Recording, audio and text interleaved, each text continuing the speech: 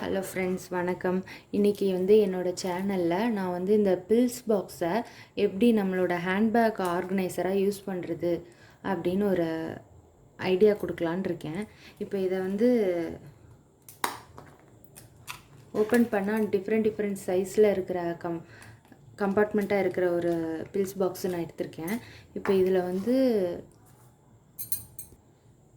இப்போ இந்த பில்ஸ் பாக்ஸில் பார்த்தீங்கன்னா இது பெரிய கம்பார்ட்மெண்ட்டாக இருக்கும். இதெல்லாம் சின்னதாக இருக்கும்.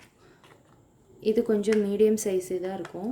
இப்போ ஃபஸ்ட்டு இதில் நான் இந்த இதில் பட்ஸ் வச்சுருப்பேன். அப்புறம் இந்த சைடு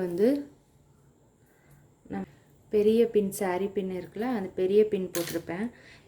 இந்த டிக்டாக் கிளிப்ஸ் அதெல்லாம் இதில் போட்டிருக்கிறேன். நம்ம பூ குத்துறதுக்கு யூஸ் பண்ணுவோம் இல்லையா, ஹேர் பின், அதெல்லாம் இதில் போட்டிருக்கேன். இது நான் 5 வருஷமாக யூஸ் பண்ணிகிட்ருக்கேன். அதனால் இப்போ ரொம்ப பழைய மாடலுங்கிறதுனால கம்பார்ட்மெண்ட் ரொம்ப கம்மியாக இருந்த மாதிரி இருக்கலாம். ஆனால் இப்போது ஆன்லைனில் கிடைக்கிறதுலாம் இன்னும் கொஞ்சம் இதுக்கு இடையில இன்னொரு பாக்ஸ் கூட வருது. அது அப்படி இருக்கும்போது நம்ம இதை கூட செப்பரேட் பண்ணி வச்சுக்கலாம். இப்போ இந்த மாதிரி சின்ன பின்னெல்லாம் நான் இந்த இதில் போட்டுக்கிறேன்.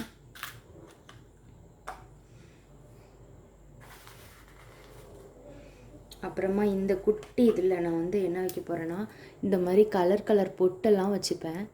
என் பசங்க இப்போது வெளியே போகும்போது பொட்டு அழிஞ்சிருச்சு, பொட்டு வச்சுட்டு போனது விழுந்துருச்சு அப்படின்னா டக்குன்னு இதை எடுத்து வச்சுக்கிறதுக்கு யூஸ்ஃபுல்லாக இருக்கும். இது கொஞ்சம் நம்ம நார்மலாக யூஸ் பண்ணுற கலரில் கொஞ்சம் பெரிய சைஸ், என்னோட யூஸ்காண்டி நான் வச்சுருக்கிறேன்.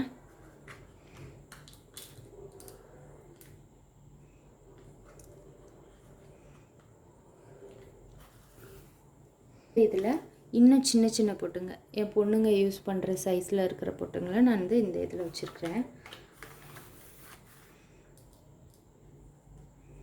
நீங்கள் உங்கள் ஸ்டைலில் கூட உங்களுக்கு ஏற்ற மாதிரி ஆர்கனைஸ் பண்ணிக்கலாம். இப்போ எனக்கு இது எப்போவுமே இந்த கம்பார்ட்மெண்ட் ரொம்ப எம்டியாக தான் இருக்கும்.